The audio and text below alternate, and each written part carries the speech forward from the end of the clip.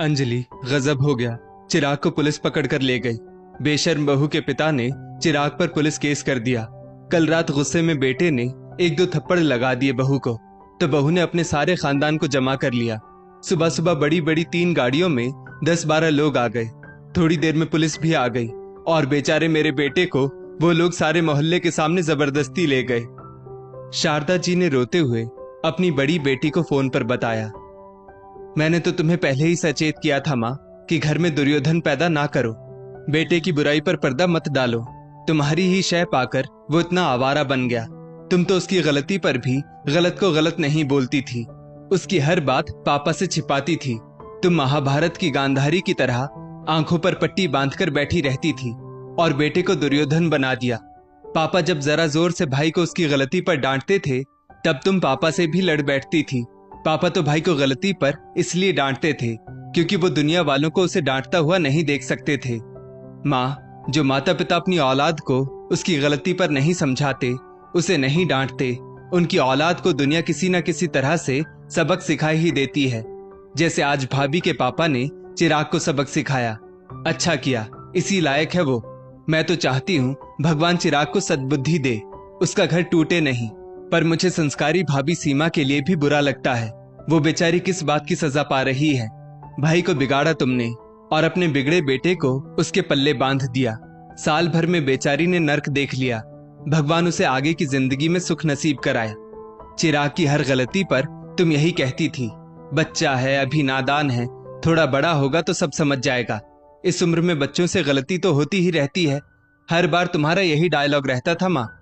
पहली बार वो जब स्कूल से पेंसिल रबर चुरा लाया था तब भी तुमने यही बोला था।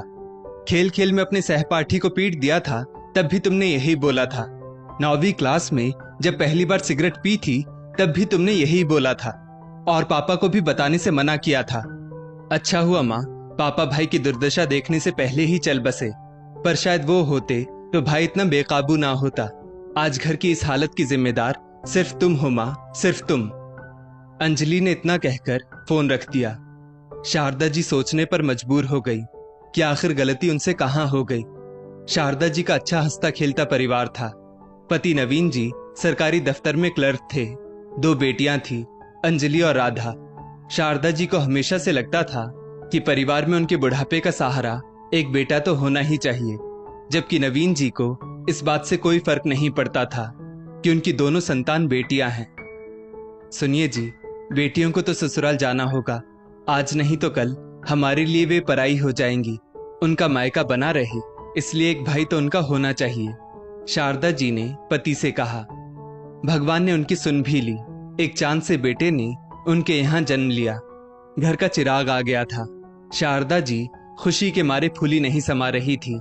खुशी खुशी में उन्होंने बेटे का नाम चिराग रख दिया। अब तो शारदा जी की पूरी दुनिया बेटे के इर्द गिर्द ही थी। बेटा चाहे कितना भी बड़ा क्यों ना हो जाए, वो माँ के लिए हमेशा बच्चा ही रहता है। बेटियों के प्रति उनका प्यार कम होता जा रहा था। एक दिन बड़ी बेटी अंजलि ने अपने भाई चिराग को एक जोरदार थप्पड़ उसके गाल पर मार दिया। देखो माँ, दीदी ने मुझे मारा, चिराग ने शारदा जी से कहा। माँ, आज इसने गंदी गाली मुझे और मेरी सहेली को दी। इससे पहले भी आस पड़ोस से इसकी शिकायत आ चुकी है, युवा होती अंजलि ने कहा। बेटे को डांटने की बजाय शारदा जी बेटी पर ही भड़क उठी। छोटा भाई है तुम्हारा, खबरदार जो इसके ऊपर दोबारा हाथ उठाया। थोड़े वक्त बाद बहनों ने भाई को सिगरेट पीते देख लिया। कोई जरूरत नहीं है पापा को बताने की, मैं सब संभाल लूंगी, शारदा जी ने बेटियों से कहा और बेटे को बस हल्का फुल्का समझाकर अपने कर्तव्य की इतिश्री कर दी। चिराग को माँ का फुल सपोर्ट था। माँ नहीं जानती थी कि वो आंखों पर पट्टी बांधकर अपने घर के बेटे को दुर्योधन बना रही है। बेटियां संस्कारी थीं। माँ ने उन्हें घर के हर काम में निपुण बनाया था। उन्हें ससुराल जो भेजना था, पिता ने उन्हें शिक्षित बनाया था। दोनों बेटियों की अच्छे घर में शादी हो जाती है। पिता भी रिटायर होते ही अचानक से दिल का दौरा पड़ने से स्वर्ग सिधार गए। चिराग ने जैसे तैसे बीकॉम पास की। अब वो शराब पीने का भी आदी बन चुका था। पैसों की जरूरत पूरा करने के लिए वो जुआ सट्टा भी खेला करता। सिर्फ अपनी जरूरतें पूरी करने के लिए वो अकाउंटेंट की नौकरी करने लगा। उसे तो अपनी माँ की भी सुध नहीं थी। अब वो उन्हें भी पलटकर जवाब दे देता। माँ कहती, बेटा, तुम्हारे पापा की थोड़ी सी पेंशन पर घर चलाना मुश्किल होता है। कोई अच्छी नौकरी ढूंढो, या नौकरी के साथ साथ कोई और काम ढूंढ लो। तुम्हारी उम्र भी 30 की हो गई है। अपना आचरण सुधार लो ताकि तुम्हें अच्छे घर की लड़की पत्नी के रूप में मिल सके और तुम्हारा घर बस सके। चिराग को तो बाहर खाने पीने, दोस्तों के साथ मौज मस्ती में ही इंटरेस्ट था। उसे तो शादी बंधन लगती थी। दूर दराज के एक रिश्तेदार ने चिराग के लिए सीमा का रिश्ता सुझाया। 4 बहनों में सबसे छोटी थी सीमा। 3 बड़ी बहनों की शादी होते होते सीमा भी 28 की हो चुकी थी। पिता के पास शादी में दान दहेज देने के लिए पैसे भी नहीं थे। चिराग की माँ शारदा जी जहां भी बेटे के रिश्ते की बात चलाती, वहां से चिराग के खराब चाल चलन के कारण ना हो जाती। सीमा के लिए चिराग का रिश्ता आता है, वो भी बिना दान दहेज के। बस लड़की संस्कारी, घर काम में दक्ष और सुंदर होनी चाहिए। चिराग देखने में अच्छा था, इकलौता बेटा था। बहनों की शादी हो चुकी थी। 2 कमरों का खुद का घर था जो पिता ने बनवाया था। 25,000 की नौकरी को 40,000 बताया गया। लड़की वाले झांसे में आ गए। इस तरह सीमा और चिराग का रिश्ता तय हो गया। चिराग तो अपनी माँ का सिर चढ़ा बेटा था, घर में लाड़ साहब बनकर रहता। चिराग हर बात में सीमा को शुरुआत से ही दबाने की कोशिश करता। उसके मुंह पर कुछ भी कहने से परहेज नहीं करता। पति पत्नी का रिश्ता बराबरी का होता है, पत्नी की इज्जत करनी चाहिए। ये बातें तो उसे किसी ने सिखाई ही नहीं थी। वो तो बस अपने ही घमंड में चूर रहता। किसी भी बात में ना सुनना तो उसे आता ही नहीं था। आए दिन घर में क्लेश होता। आज आप फिर देर से आए, वो भी शराब पीकर। हमारी नई नई शादी हुई है और आप तो मुझे जरा भी वक्त नहीं देते, कहीं घुमाने तक नहीं ले जाते। आपको मुझे वक्त देना चाहिए। सीमा का इतना कहना था कि नशे में चूर चिराग ने उसके गाल पर 2 जोरदार थप्पड़ लगा दिए। मैं अपने पैसों की पी रहा हूं, तेरे बाप के पैसों की नहीं, और आगे से मुझसे इस लहजे में बात करने की जरूरत नहीं है, चिराग ने आंखें दिखाते हुए कहा। पहली बार तो सीमा चुप रह गई।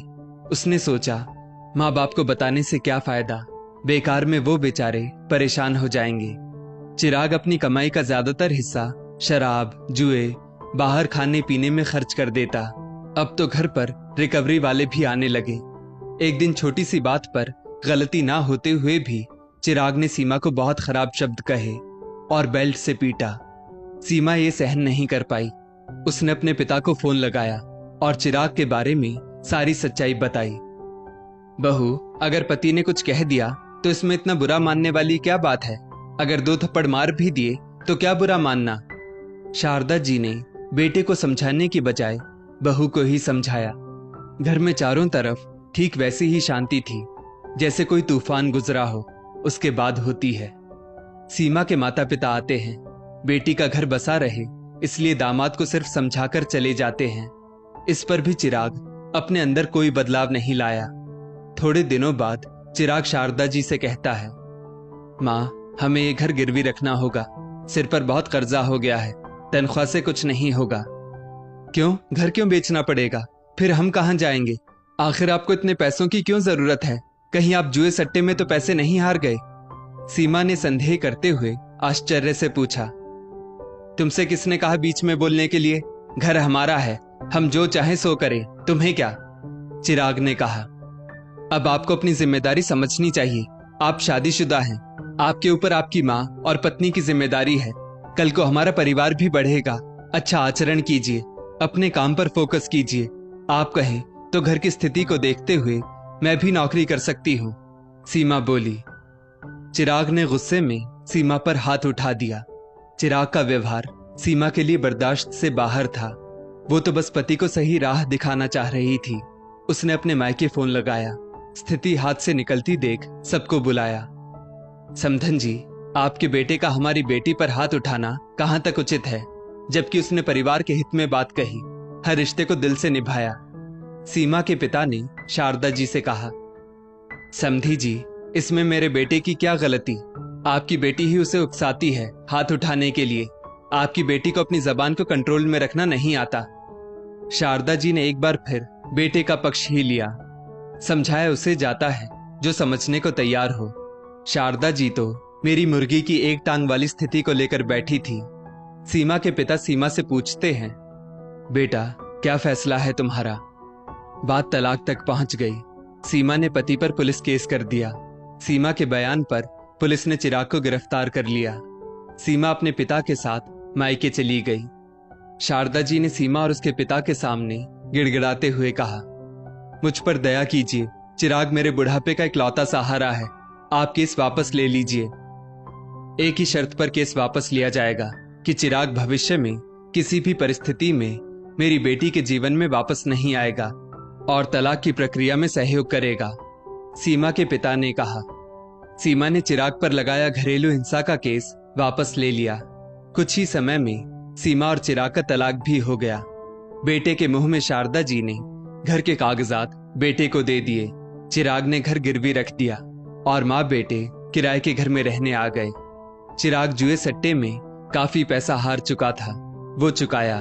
कुछ रकम अभी भी हाथ में थी, इसलिए वो बेफिक्र होकर मनमौजी जीवन जीता। शराब की लत के कारण उसकी नौकरी भी छूट गई। वो एक नौकरी छोड़ता दूसरी पकड़ता, ऐसा ही जीवन चल रहा था। शारदा जी उसे समझाती तो कहता, ज्यादा भाषण देने की जरूरत नहीं है, यहाँ रहना है तो रहो, वरना वृद्धाश्रम के दरवाजे आपके लिए खुले हैं। शारदा जी अपनी आंखों के सामने अपने बेटे का जीवन बर्बाद होते हुए देख रही थी। सीमा ने चिराग से तलाक लेने के बाद दूसरी शादी कर ली, जहां वो सुखी वैवाहिक जीवन जी रही थी। दोस्तों, हमारे घरों में बेटों को राजा बेटा कहकर उनकी गलतियों पर पर्दा डालते हुए उन्हें बड़ा किया जाता है। ये सबसे गलत है।